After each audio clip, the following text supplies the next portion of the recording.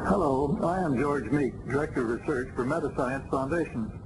I hope that by now you'll become familiar with the mind-expanding concepts presented in the many mansions chart, as well as those in the text and illustrations in the booklet, The Magic of Living Forever, and the pamphlet, A Photo History of Man's Communication Systems.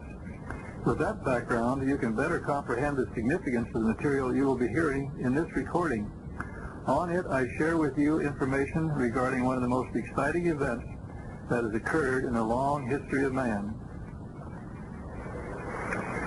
Since the beginning of time, people in all parts of the globe have speculated as to whether or not death was the end. Thousands of years of such speculation, plus the admonition of religious leaders to believe in a life beyond the grave, still left nagging doubts in the minds of all but the most devout. We were told that life after death existed, but no one could ever pick up a telephone or a two-way radio and carry on an extended and meaningful conversation with even one of the perhaps 8 billion persons who have lived on Earth and then died.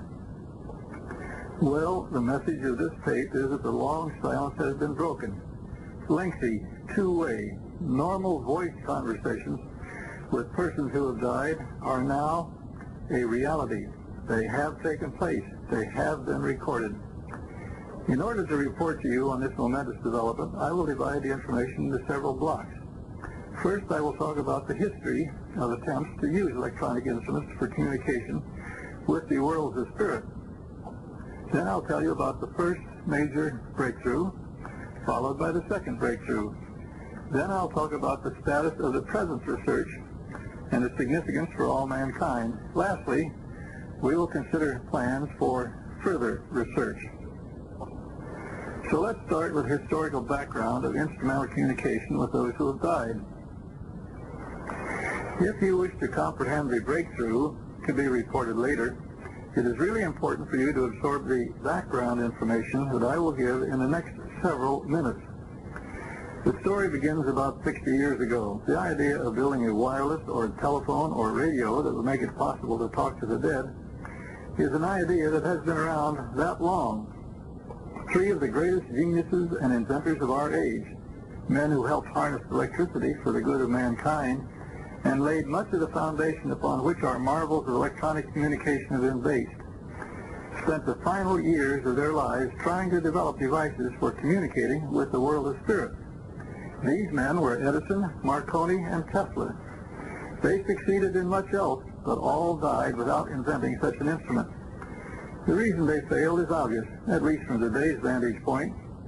When Thomas Edison died in 1931, scientific knowledge about the nature of energy had advanced very little. The field of solid-state physics, for instance, had not yet been born.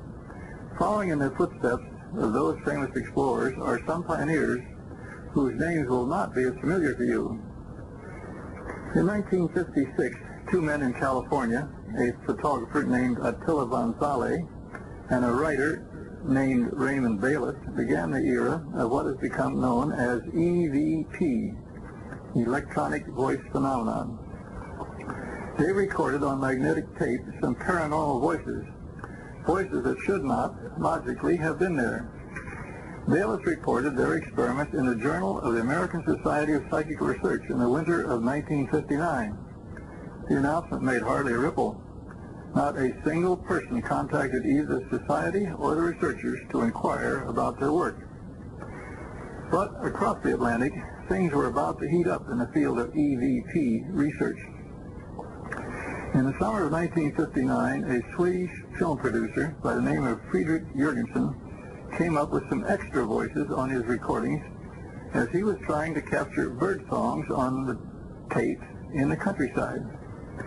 Amidst the bird songs, he heard a faint human voice, a male voice speaking Norwegian, saying something about bird voices of the night. Like anybody in that situation would, Jurgensen wondered if the voices weren't just stray radio signals. But the more he listened carefully to his tapes, the more voices he detected that could not be explained as radio transmissions. The voices included some personal messages such as, "Friedrich, you are being watched." And a few weeks later, he recorded what he recognized to be the voice of his mother, who had died 4 years earlier, saying in German, "Friedel, my little Friedel, can you hear me?"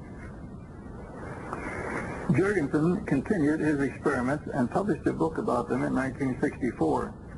In addition to using a tape recorder with a microphone, he experimented with making recordings from the radio, then studying them to see if he could detect extra voices.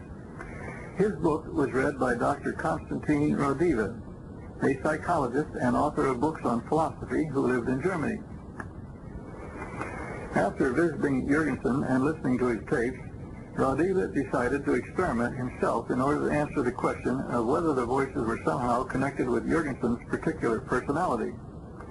For 3 months, Rodiva could detect nothing paranormal on his tapes. Then he heard a whispered, "That is correct," in the Latvian language. This was in response to his remark that spirit world inhabitants, like those on Earth, might face certain limitations. Rodiva was encouraged, and he went on to collect a huge number of voice recordings. By the time he published the first book on his work in 1968, he had recorded some 70,000 phrases.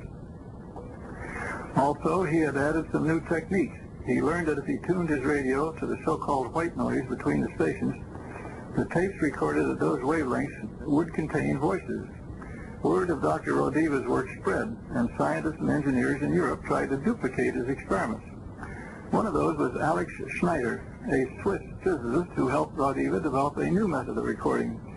The two discovered that voices not heard by the human ear at the time of the recording could be detected on the tape when it was played back. Other pioneers who cooperated with Rodiva included Theodor Rudolph, a high-frequency engineer who worked for the Telefunken firm. Rudolph developed his own recording device called a goniometer. Another colleague of Dr. Rodiva was Dr. Franz Seidel, an electronics engineer in Vienna who developed a device he called a cyclophone. Engineers and scientists were not the only people to become interested in experimenting with electronic voice phenomenon. Many lay people did also after reading Rodiva's book. So many began experimenting, in fact, that a German woman, Hanna Huschbeck, started a newsletter in 1969 to help the experimenters keep in touch and exchange ideas. Today, there are more than 1,000 people in Germany alone recording, analyzing, and cataloging paranormal voices. One parish priest in Switzerland, Father Leo Schmidt, has recorded thousands of phrases, and that is only in Europe. Not until 1971 was Rodiva's book brought out in English under the title Breakthrough, an amazing experiment in electronic communication of the dead. It was published by the British firm of Colin Smythe, which is a fascinating story in itself. Mr. Smythe was handed a copy of Rodiva's book at a book fair in Germany with a suggestion that he might want to consider publishing it. He turned it over to an associate, Peter Bander, who was skeptical about the whole matter. Until, that is, Smythe himself tried some experimenting with the voices and came up with the voice of Bander's mother, who is dead. The two publishers decided to have Rodiva brought to England so that his tapes and his methods could be checked out by scientists and engineers under controlled conditions. Convinced that Rodiva had, in fact, come up with unexplained voices on tape, they published the book, along with a record of some of the voices recorded.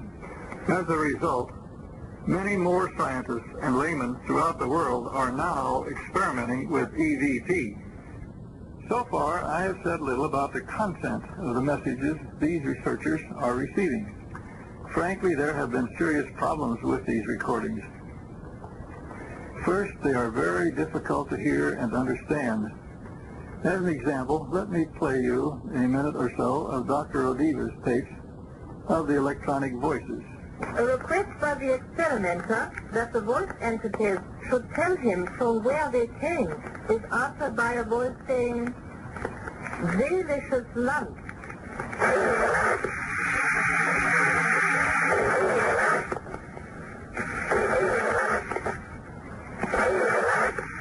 German, Land of the Soul. A voice, later identified as that of a man who lived and died in a place called Kirnbach in the Black Forest, Germany, says, wartet auf Walter von Kirnbach.